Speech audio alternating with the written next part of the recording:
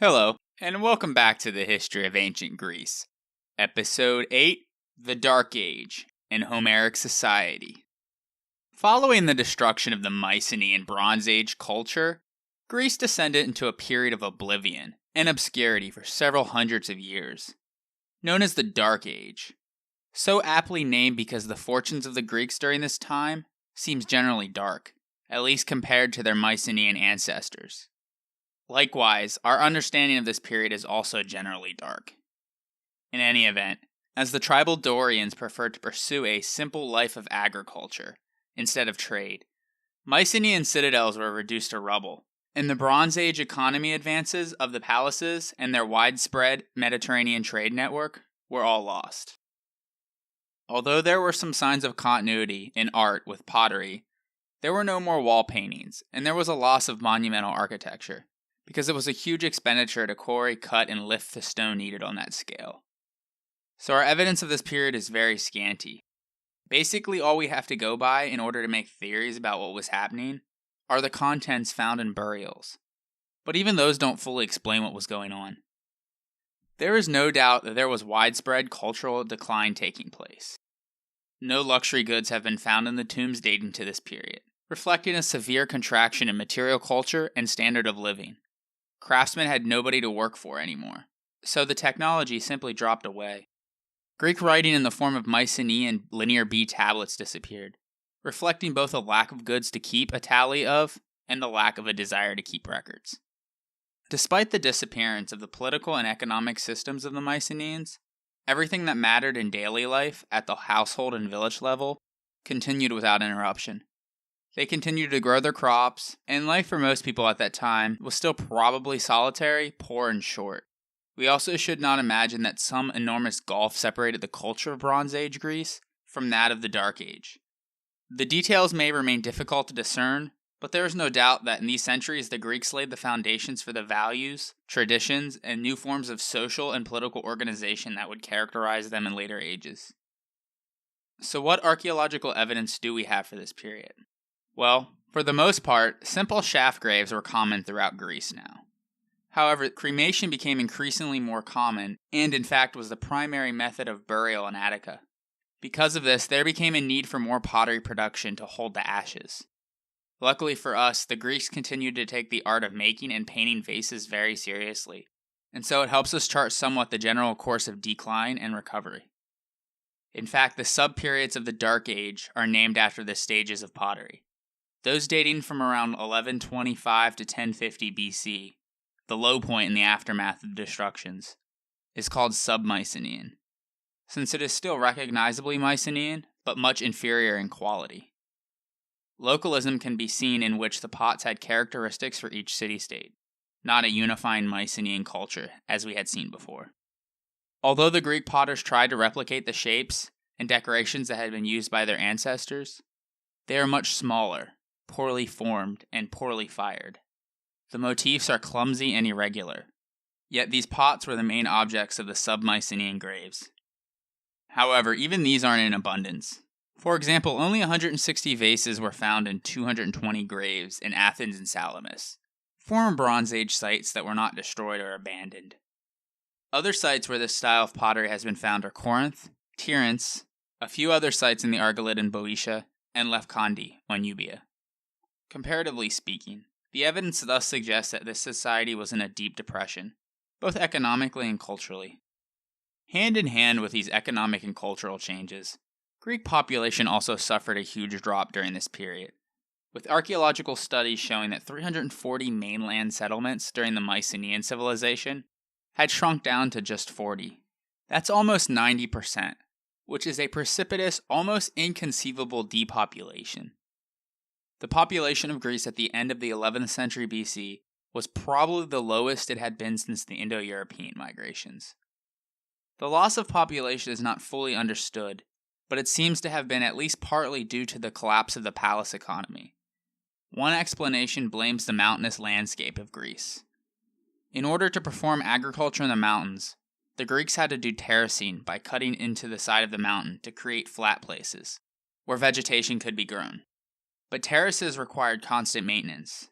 Once society collapsed, the palatial-owned terraces went into disrepair, and the kind of agriculture needed to support the populations around the citadel was extremely difficult, almost impossible. Thus, in the absence of the redistribution system and trade, agricultural production suffered drastically, and many settlements couldn't survive relying on their local resources only. Combined with the insecure conditions brought on by violence, this in turn led to mass migrations of Greeks to presumably more secure places on the western coast of Anatolia, and most of the islands near to it. Because with the collapse of the Hittites, it seems there was a huge vacuum and opportunity in Anatolia. However, we shouldn't look at this as a huge massive migration, but movements throughout several decades. Archaeology confirms that migrations probably began sometime around 1050 BC. This is known as the Great Period of Greek Settlement in Asia Minor, and has been determined by studying the linguistic map of the two areas during the historical period. First and foremost, some speakers of the Mycenaean world were displaced to Cyprus, while others remained inland in Arcadia, as was previously mentioned last episode. This gave rise to the Arcado-Cypriot dialect, which is the only dialect with a known Bronze Age precedent. The northern section of the Anatolian coast and the island of Lesbos were inhabited by people from Thessaly and Boeotia.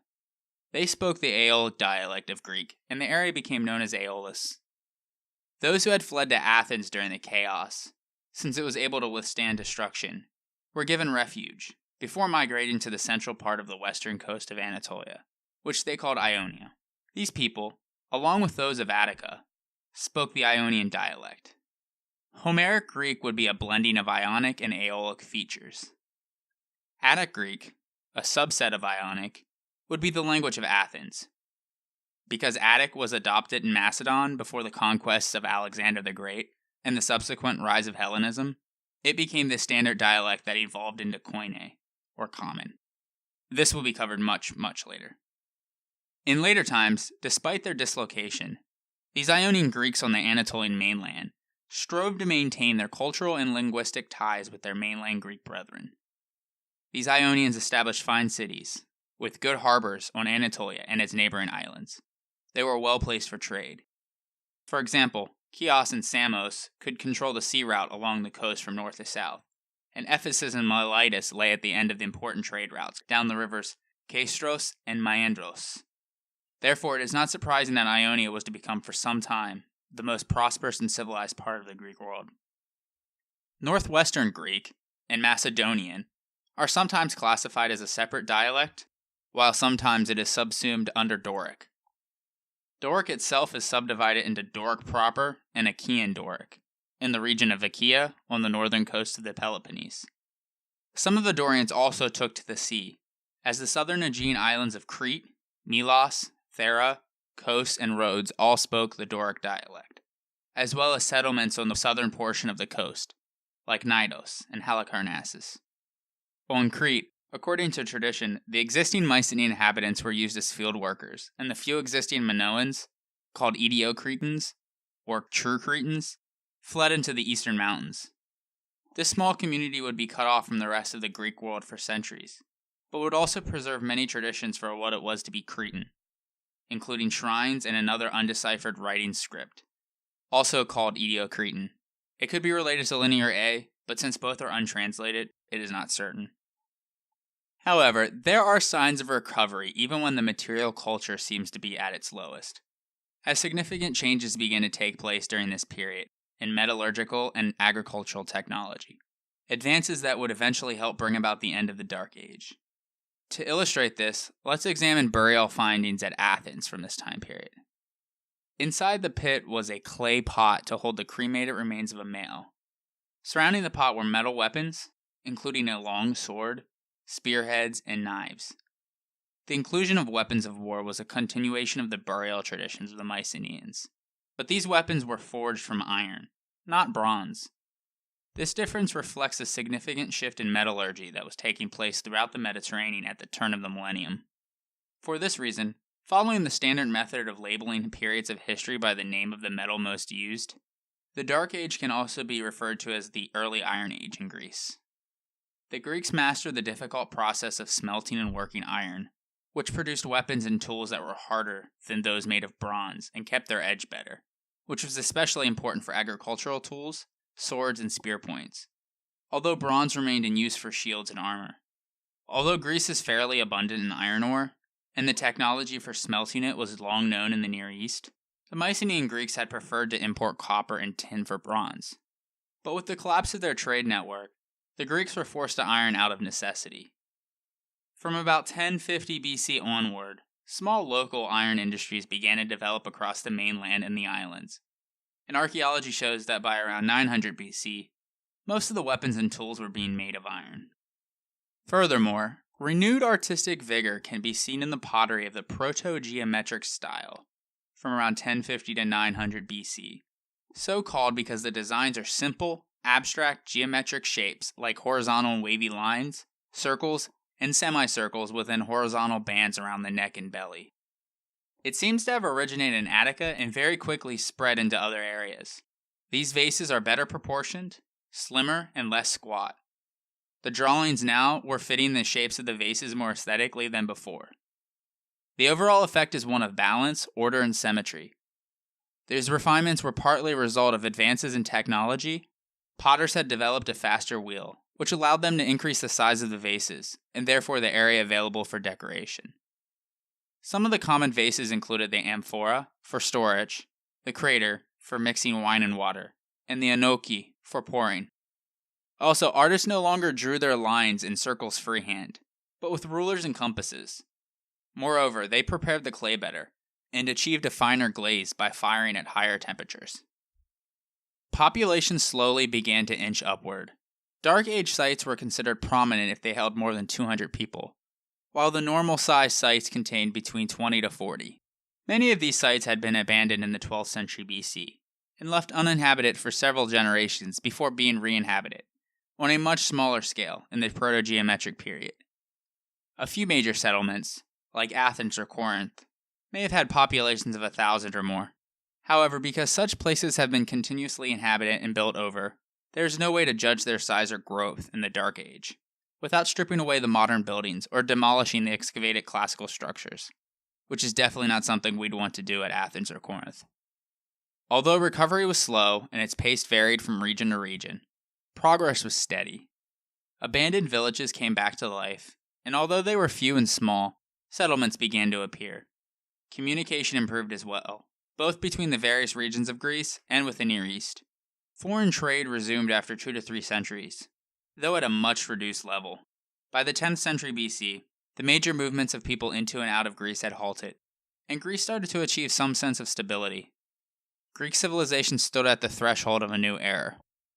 With the dissolution of the palace complexes, the former centers and peripheral villages found themselves largely on their own politically and economically. The Greeks became more local and lost that Mycenaean unity. With the decline in population, land was plentiful for farming. These self-sufficient farming communities reverted to small chiefdoms that were run by local chiefs, similar to the type of organization that had existed in the early Bronze Age, before the consolidation of power by a single ruler. The rule of a chieftain seldom extended further than over their extended family, a far cry from the heights of the Mycenaean kingdoms. The graves and building remains from the 11th and 10th centuries BC show little social differentiation, as wealth was probably measured in the humble currencies of cattle, sheep, and pigs. The Mycenaean linear B tablets provide an important clue to the process of decentralization in Greece. As we saw in episode 6, the tablets reference the title Passirou, which seems to have belonged to a minor official, who functioned as a sort of mayor of a town or village.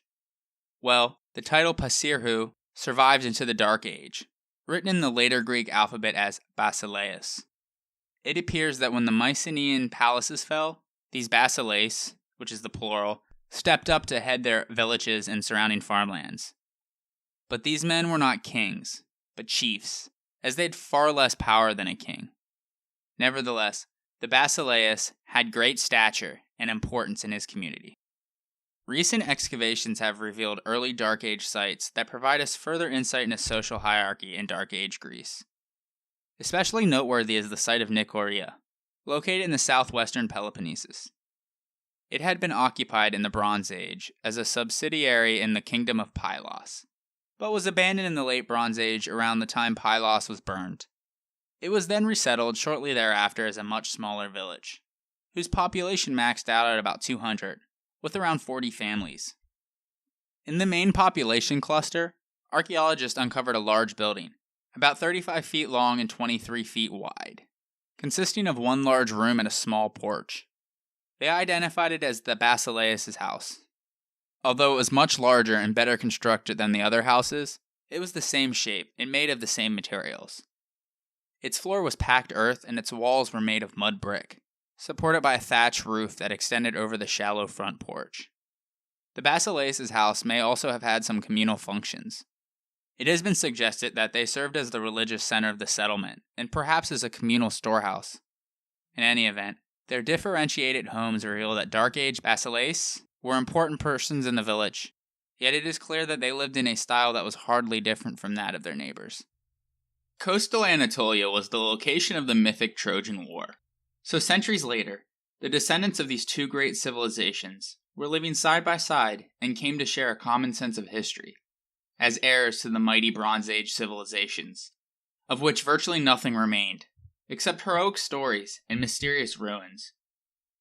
The legacy of Mycenaean culture was preserved through these legends passed down orally, probably beginning around 1100 BC. Without written tablets to double-check the facts, these stories were molded over time, so the truth is hard to decipher. They knew about a previous age in which men were heroes that were bigger, stronger, faster, and tougher. Finally, according to tradition, these legends, called the Iliad and the Odyssey, were written down for the first time between 850 and 750 BC by a man named Homer. These poems do not narrate the entirety of the Trojan War, as the Iliad compresses the action into about 40 days in the last year of the war, and the Odyssey tells about the return home of one warrior chief, Odysseus. The poems thus assume that their audience knew the rest of the plots and actions. In the 7th and 6th centuries BC, an epic cycle of separate and shorter poems were constructed, completing the story of Troy. They narrate the events leading up to the war, the events during the war, the sacking of Troy, and the return home of other Greek chiefs. Also, a series of cultic hymns attached to specific deities, such as Demeter and Apollo, were also written. All of these have been attributed to Homer, although scholars question his authorship on many of them. People of that time also argued over where Homer was from. One of the Homeric hymns refers to a blind poet of Chios, an island off the southwestern coast of Asia Minor. So that has been interpreted as the location of Homer, who many think was a blind bard. Others think he was a citizen of the Ionian Greek city of Smyrna. Thus, the Homeric question centers on the modern speculation about whether this man actually existed, and which world does the poems of Homer actually refer to. Is it the Mycenaean Bronze Age, the Dark Ages, or the transition into the Archaic period, when these poems were written? Also, can we find any historical accuracies in these poems at all? However, it is vain to look for any consistent patterns to determine which period Homer is trying to portray, because while Homer accurately depicts many aspects of Mycenaean society, he also gets things very wrong. For instance, archaeology has revealed how accurately he describes the palaces, the ruins of which may have been still sticking out of the ground in his time. The armor and weapons that Homer describes are mostly bronze, not iron. Chariots were being employed, the use of which didn't survive into the Dark Age. In Homer's description of the catalog of ships, the Greek hometowns have been proved as accurate. But on the other hand, there's a difference in the shapes of weapons found in Mycenaean graves and those described by Homer. The spear in Homer is primarily used for throwing, but the Mycenaeans used it to jab. There is no evidence that the Mycenaeans built temples or made large cult statues, but they're found in Homer.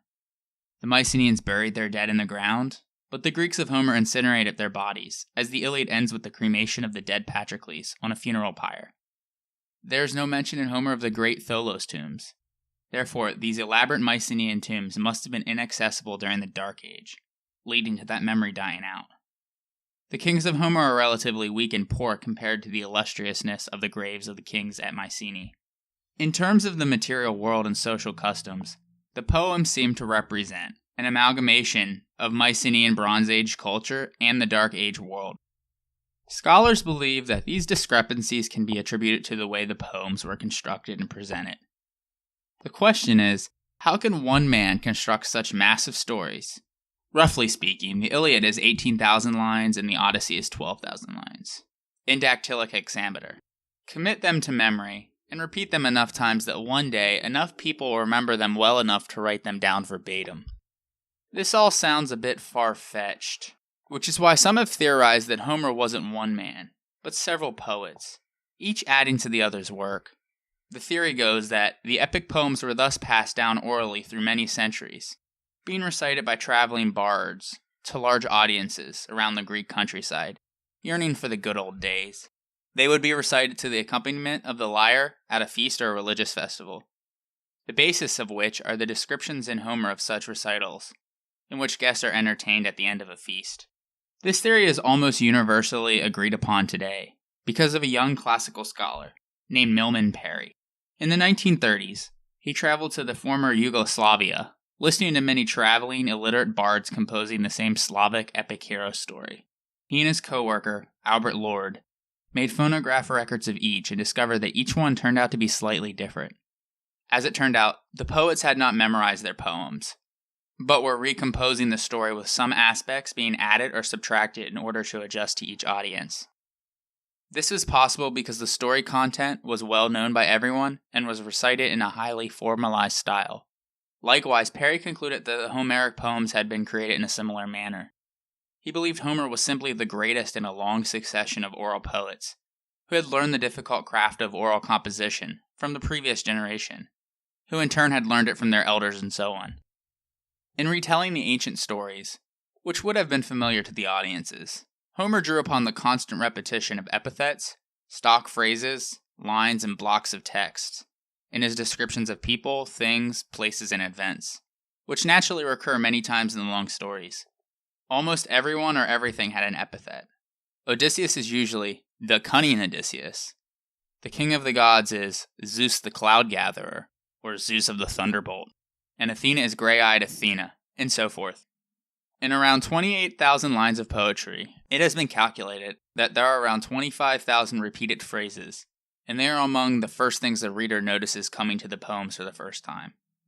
This special poetic language greatly eased the task of the bard, since he would lengthen a simple word into an entire sentence, freeing himself from the need to think about each individual word and allowing him to concentrate on what was to come next. For instance, Homer didn't just say that Achilles met Hector and killed him, because it's just too quick. He says that swift-footed Achilles, son of Peleus, king of the Myrmidons, met Hector, son of Priam, at the base of high-walled Troy, in battle. Also, he didn't just say that the Greeks set ships on the sea and sailed off, but describes it as the loud-roaring sea, or the wine-dark sea. A new day is often introduced by the line, and when early-born rose-fingered dawn appeared. Parry believed that these mythoi were constructed sometime in the late Mycenaean Bronze Age, and were continuously edited until they reached Homer in the 8th century BC, which would explain both the similarities and the differences between the two worlds. Even though there is almost universal agreement on this theory, there is definitely not universal agreement on the nature of Homer. Some scholars have argued that an illiterate bard named Homer dictated his epics to persons who could write. Some believe it was composed by a woman, because the epics are especially sensitive to women. Others believe that Homer was actually a made-up person, and that the real authors were generations of anonymous editors who collected, expanded, and elaborated on the traditional oral songs, before their final form was immortalized in the 6th century BC in Athens. They were thus attributed to someone named Homer from previous generations to give these poems a mythic origin. Piggybacking off of this, some specifically attributed the poems to a guild of rhapsodes, which literally means singers of stitched words, on the island of Chios, called the Homeridi, who claimed descent from Homer and maintained the tradition of transmitting his epic poems orally during the late 6th to 4th centuries BC, after which nothing more was heard of them.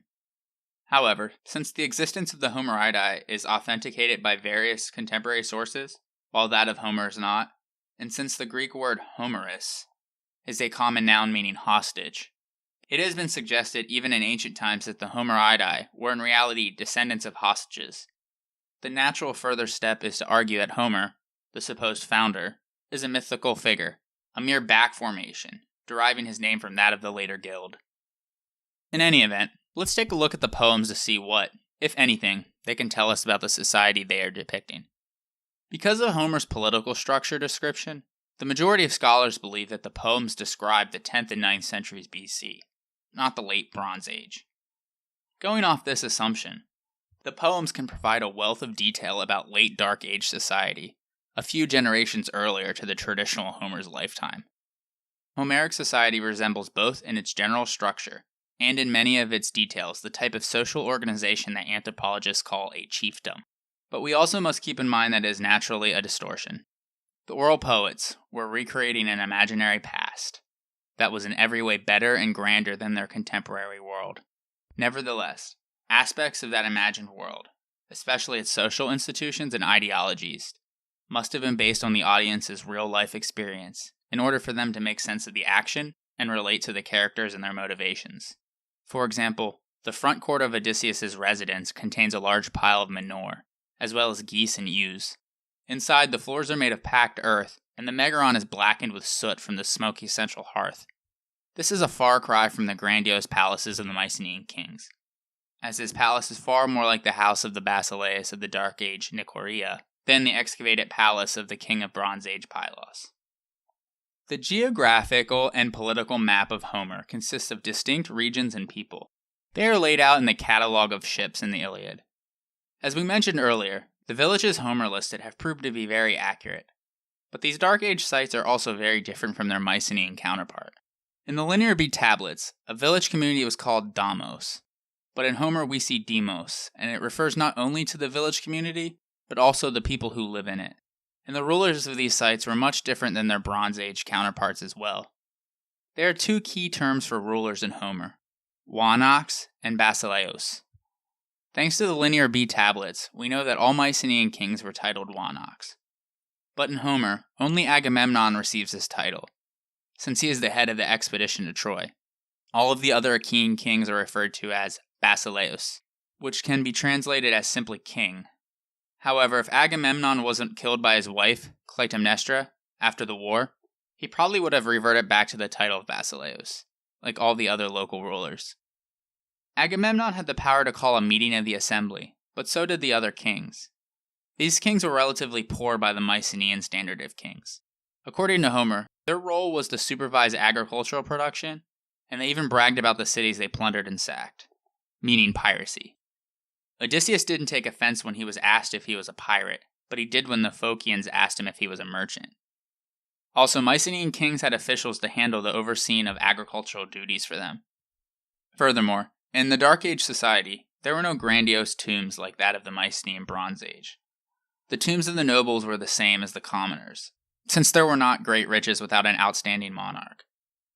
The Iliad portrays the change of social structure that took place in the Dark Ages, from a monarchic society into an aristocratic one. Because epic poetry concentrates almost exclusively on the activities of the basileis and their families, largely ignoring the mass of the ordinary people, they provide a fairly detailed description of chieftainship. As is common among chieftain societies, the office and title of basileus passed from father to son. But inheritance alone is not enough, as the young chief must be competent to fulfill his role by leading his people in war and peace, and to secure the backing of the other local chiefs in his demos. In doing so, the two requisites for leadership, skill in battle and the ability to persuade, are best seen in the advice that the Basileus of the Myrmidons, Peleus, gives to his young son Achilles as he sends him off to the Trojan War. Be both a speaker of words and a doer of deeds. A chief's status is measured by the number of warriors who followed. For example, Agamemnon was acknowledged as the leader of the entire Greek army because he had 100 ships, which was by far the most troops. All basileis have their own personal followers, called hetairoi. An army of a demos is composed of several individual hetairoi bands, each under the command of its own basileus. and all under command of the most powerful Bass Elias, who had the most followers. The entire fighting force was mustered together, probably only in defense of the demos. Otherwise, the individual bands of Etiroi would go on raiding expeditions against villages of another demos to plunder their livestock, valuables, and women. Commonly, a Bass Elias recruited his followers with a large feast, showing that he is a generous leader, and thereby binding his followers to him. For instance, Odysseus, posing as a warrior leader from Crete, describes a raiding expedition into Egypt, after which they feasted for 6 days, and then he set sail back for Crete. A son's inheritance to Bass Elias is not an absolute guarantee to succession. In a society where performance is more important than descent, a weak successor could be challenged. In the Odyssey, as the Bass Elias of Ithaca, Odysseus had been gone 20 years, 10 in Troy and 10 on the seas. His son Telemachus, who was barely 20 years old, with no experience of leadership and few supporters, as his father's Etiroi had gone along to Troy with him, finds himself in a succession crisis. Many are wooing his mother and presumed widow, Penelope. They are camped out in his courtyard, feasting on his livestock and seducing the slave girls. They have no scruples about taking Telemachus' birthright away from him. They even threat bodily harm on Telemachus. But like Odysseus, Penelope was cunning and resourceful. She holds the suitors at bay by telling them that she will marry one of them only when she had completed a burial shroud for her father-in-law. Well, by day she weaves, and at night she secretly unravels the shroud. It is fortunate for Odysseus that he arrives back in Ithaca before his authority and wealth are completely gone. He enters his palace disguised as a beggar, kills all of the suitors, and assembles his rightful place as Bass Elias of Ithaca. But in most cases, however, a weakened, ruling dynasty would not have fared as well. Raiding was a way of life in Homeric society. They not only enriched the Bass Elias and his men, but also served as a test of their manliness, skill, and courage, and thus brought honor and glory. The Bass Elias was obligated to risk his life fighting at the front of his army, a custom that persisted throughout Greek history. In return for his leadership, the Bass Elias receives the largest apportionment of the booty. Then, special rewards for valor are given out to certain individuals. The rest is then divided up among the men equally. A greedy Bass Elias who takes more than he deserves, or distributes unfairly, risks losing the respect of his followers. This idea can be seen right from the beginning in the Iliad, which begins with a quarrel amongst two noblemen, Agamemnon and Achilles. The Greeks were being ravaged by a plague, and a seer tells the Bass Elias that Apollo is angry because when they sacked a neighboring Trojan ally, Agamemnon kidnapped a maiden named Chryseis, who was the daughter of a priest of Apollo. Achilles tells Agamemnon that he should give the girl back. This infuriates Agamemnon, the Basilutatis, the most kingly as Homer describes. But it wasn't seen as out of line because both are kings. Agamemnon decides to give back the girl, but he decides to take a girl named Briseis from Achilles as compensation. This infuriates Achilles, as he took it as an insult to his honor, that his shares in the victory were taken away from him, and he is only restrained from physically attacking Agamemnon by the goddess Athena. He retreats to his tent, where he takes off his armor and sulks in his tent for the next 9 books, which turns out to be a serious problem for the Greeks. This is the famous Wrath of Achilles. But this event is significant in another regard, because although Agamemnon has the final say, decisions were made in the army through discussions of the nobles. He didn't just issue orders and everybody was obligated to follow. Likewise, in the Odyssey, there are several occasions when Odysseus' Etiroi simply refused to obey him. Once, when his followers decided to do the opposite of that which he ordered them to do, Odysseus even says that he has to abide by the will of the many. Odysseus' helplessness illustrates the fundamental fragility of leadership authority in this type of low-level chieftainship. All of the basileis, for a demos, would meet together and formulate policy. It would be presided over by the Bass Elias with the most followers. He would have the determining voice in the discussions, but usually listen to the advice and counsel of everyone else. Ordinary soldiers were not allowed to attend these meetings, however. A key social distinction is made in the Dark Ages, between the nobility and the commoners, not between the king and everyone else any longer. They then would present their decision to a separate assembly of the soldiers. Customarily, only the basileis spoke, however. The common soldiers either gave their approval with shouts or disapproval with silence. In the Iliad, after Achilles withdraws from fighting and terrible things began to occur to the Greek camp, Agamemnon tests the spirit of his men by telling them that they should give up and go home. The troops take off towards the ships, but as they were running back, Odysseus stops them. Then, a common soldier, named Thersites, steps up and makes a speech denouncing Agamemnon, calling him a greedy bully basically. He says the soldiers have had enough and want to go home. These are the same insults that Achilles had hurled at Agamemnon before, but Thersites was not a nobleman, so Odysseus smashes him in the back with his scepter, not only because he thought he was a coward, but because he had no right to address the nobles. He crossed the sharp social line developed during Dark Age society. Oddly enough, instead of expressing sympathy, the other Greek soldiers cheer on Odysseus. Maybe it's because they understand their role, or maybe they just thought Thersites was a coward too. The Bass Elias also had a religious and judicial role in his community. He led the prayer over the public sacrifices to the gods as a sort of spokesman for the people. He was not, however, one of the priests, nor did he claim to be chosen by the gods, although Homer firmly emphasizes that his authority is upheld by Zeus. During the Dark Age, these basileis probably played a small role in judicial matters, as the judicial process was in an early stage of development. Laws were not recorded yet. The only standard was the community's traditions regarding what is right and wrong in particular situations. Disputes were often settled between families. If no agreement could be made, then the issue was brought before a court.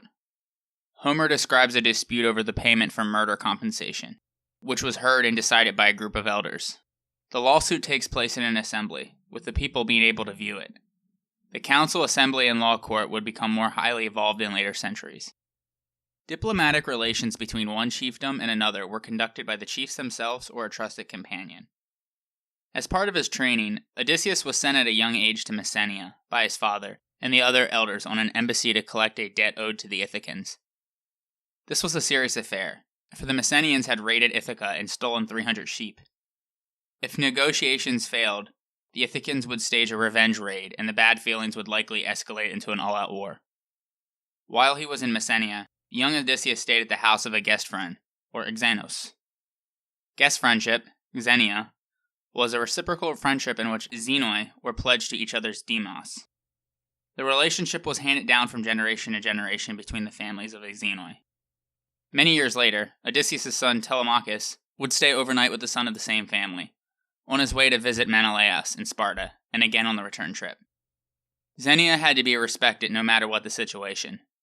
In the Iliad, for example, as the Greek Diomedes prepares to battle a Trojan warrior named Glaucus, he discovers that Glaucus' grandfather once hosted his own grandfather as a guest friend while he was traveling abroad in Glaucus' land. The long-past act of hospitality had established ties of friendship between the families and had to be respected even in the heat of battle. Therefore, Diomedes says, "Let us not use our spears against each other. There are many other Trojans and their allies for me to kill, the gods willing, and many other Greeks for you to slay if you can."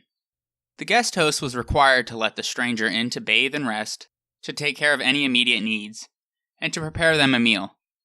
Normally a traveler stayed at someone's home of the same social level. If they were wealthy, there usually was a lavish feast, with general conversation, wine, and musical entertainment. Then the host would pose the questions: who are you, where are you from, and what is your story? It was the responsibility of the guest to do no harm to the host, answer his questions, and not steal anything. At the end of the visit, the host guest friend gave his guest a valuable parting gift, like a sword or a gold cup. The gift acted as a material token of their bond of close friendship, given to ensure that whenever he visited the demos of his friend, he would receive in return the same protection, hospitality, and a gift of at least the same worth. Zeus guaranteed that this protocol was adhered to, by punishing any violators, which drove many myths, like the Trojan War. When Paris came to Sparta to visit Menelaus, he violated Xenia by stealing his wife, Helen. Xenia was an indispensable device for foreign relations in the Dark Age, for when a stranger came to another demos, he had no rights and he could be mistreated and even killed. Xenia would continue, in a somewhat different form, as a means of diplomatic relations into the historical period. The Iliad and the Odyssey also portray the ethics and social values that emerged from the post-Mycenaean society. Like all societies, the notions of good and bad, right and wrong, are largely shaped by their own conditions of life. With that being said, The codes of behavior for Homeric males center on war. The Greek adjective for good, agathos, when used of men in Homer, is almost always describing the qualities of bravery and skill in fighting. Oppositely, the word for bad, kakos, means cowardly or unskilled or useless in battle. In a society where every man was expected to defend his community, all men were under societal pressures to be brave, and the leaders were expected to be especially valiant. Men also were expected to honor the gods, keep promises and oaths, be loyal to their fellow warriors, exhibit self-control, be hospitable, and respect women and elders. To those within their community, at least. Paradoxically, Homeric Greeks are savages towards others, as they loot and burn captured villages, slaughter the male survivors, including infants, and rape and enslave the women and girls. At the core of the Homeric values was arete, which is best translated as either virtue or excellence. The word derives from anir, meaning man, and it refers to masculine qualities of courage in battle, strength, athletic prowess, and rhetoric. In the Iliad, Achilles represents physical courage, but on the other hand, Odysseus was wise and used his skill of speech to achieve his means. Both were held with high esteem. The highest reward an individual could receive was recognition by his fellow man for his masculine qualities. A strong competitive spirit was an important part of the Greek male ethos. Homeric characters constantly compare themselves, or are compared with, one another. They are driven to win and be called the best, aristos.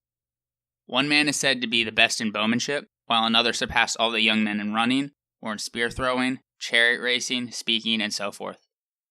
When one is at his very best, a condition called aristeia, they take on a kind of superhuman power. For instance, when Achilles fights the river god Scamander, because he's so far beyond himself that he transcends the natural world. Such heroic deeds can only occur through contests or struggles, called agone. The search for honor, called time, was at the root of why men fought, because the thing they prize most is their honor, for which they are fully prepared to die. This is the reasoning behind the Wrath of Achilles. The point is that Agamemnon has taken away from Achilles the prize given to him as a symbol of his honor, and taken it for himself. This heroic ethic spurred men to accomplish great things and kept the quality of leadership high. But on the other hand, the relentless pursuit of honor and obsession with avenging dishonor could cause enormous political instability. Furthermore, this was a society striving for kleos, or glory or renowned fame, and avoiding eidos, or shame, because how you were treated and greeted showed your worth. Kleos is related to the word kleon, which means to hear, and carries the implied meaning of what others hear about you. A Greek hero earns kleos through accomplishing great deeds, often through his own death. Likewise, if he failed to live up to this code of arete, he would be disgraced in the eyes of the others and bring eidos on himself. Achilles is practically immortal and could live forever if he doesn't go to fight at Troy. When he is asked why he came to fight, when he knows that he will die, he responds that he came because he wants to be the very best, and his deeds here would last forever. Odysseus also was given the option of living forever by Calypso when he was shipwrecked on her island, but he refuses. He has to get back to Ithaca because his wife, son, and kingdom are all waiting for him. If he chose to live forever on this island, he wouldn't be able to enjoy the honor and respect that he would receive when he returned to Ithaca as a war hero, a critical part of his sense of self and his legacy. Likewise, when Hector says goodbye to his wife Andromache, before his battle with Achilles, she pleads him not to risk his life. Although he knows that he will die and Troy will be destroyed in the end, and the thought of his wife's enslavement by the Greeks when that happens causes him more grief than anything else, he knows he must fight Achilles. He'd rather die than be thought of as a coward and dishonor his name.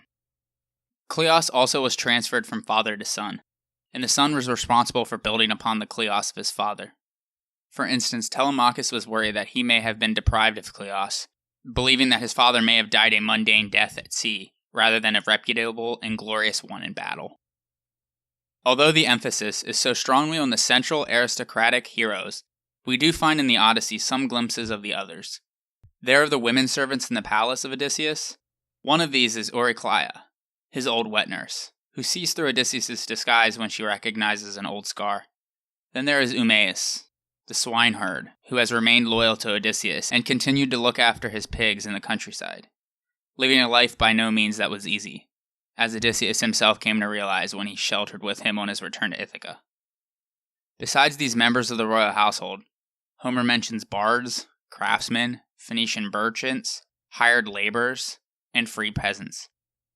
The Iliad is a predominantly male poem. Women do appear, but usually as tokens to be exchanged, like Helen, Chryseis, and Briseis. The Odyssey has a different tone. However, there is little trace in Homer of the misogyny that often appears in later Greek literature. Women are not treated with contempt, and they also appear to have more social freedom than those of later periods. Women go freely about the village and countryside and participate in festivals and religious events. Although they have no political voice, they are still a part of the public opinion. Those of the nobility join the company of their husbands and other men in the great hall after supper and take part in the conversation. The wife of a Bass Elias is held in high esteem and may even partake in her husband's authority, as does Arete of the Phaeacians in the Odyssey. The pursuit of excellence was not just for warriors in the Homeric poems, but also of the socially elite women. This comes mostly to the fore in the character of Penelope, the wife of Odysseus, as she tries to preserve her household and property during her husband's long absence by relying on her intelligence, social status, and intense fidelity to her husband. She cunningly outwits the suitors with her burial shroud trick that we mentioned before. When Odysseus finally returns to Ithaca, disguised as a wandering beggar, Penelope treated him, being a stranger, with kindness and dignity owed to any and all visitors according to Greek custom, in contrast to the rude treatment he received from the female in charge of the slaves. Odysseus says that Heracleios reaches to the heavens like that of a king who respects the gods and upholds justice.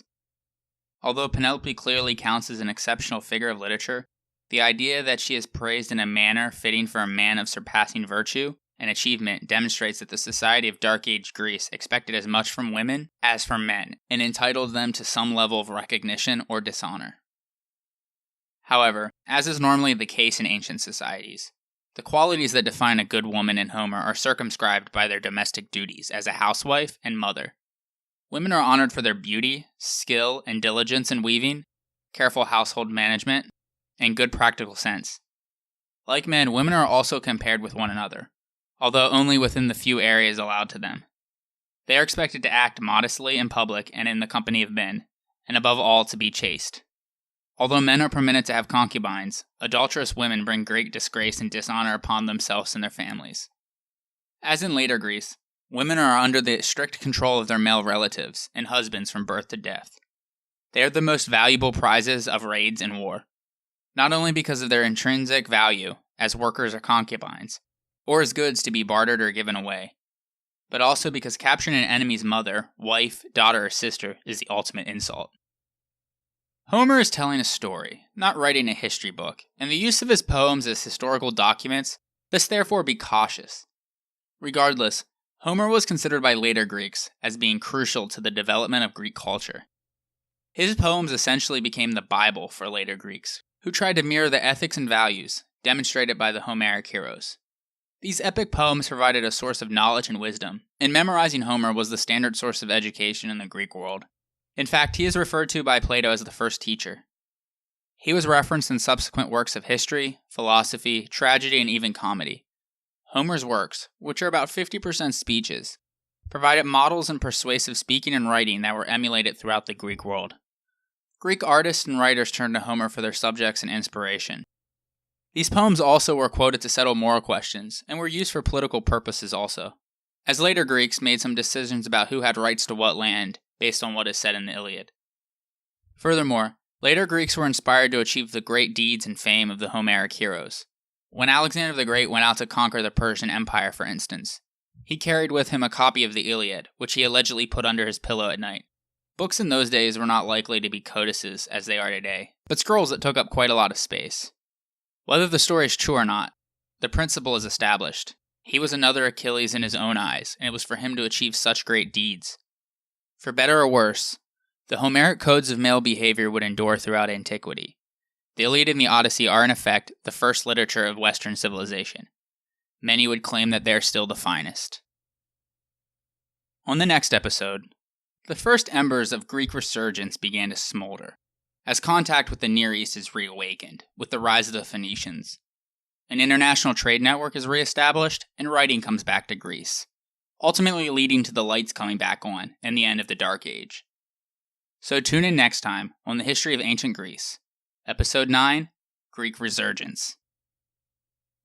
If you haven't done so yet, please head on over to iTunes and rate and review the show. It would help the podcast grow immensely. Also, while you're there, subscribe to the show so it comes onto your phone every week. If you don't have iTunes, you can catch the show on SoundCloud, Stitcher, or Google Play. Also, make sure you are checking out thehistoryofancientgreece.com, where I've posted a lot of neat supplementary photos, maps, and charts for each episode. Thanks everyone for your continued support. I would like to give a special thanks to the amazing artist, Michael Levy, for allowing me to feature his music on this podcast. He transports you to the ancient world, bringing to life the melodies and using the techniques of the past. A new song will be played every episode. This one is titled Paeon, from his album, The Ancient Greek Lyre. If you like what you heard and are curious to learn more about ancient Greek music, check out his website at ancientlyre.com. His albums are available in every major digital music store, including iTunes, Amazon, and Spotify.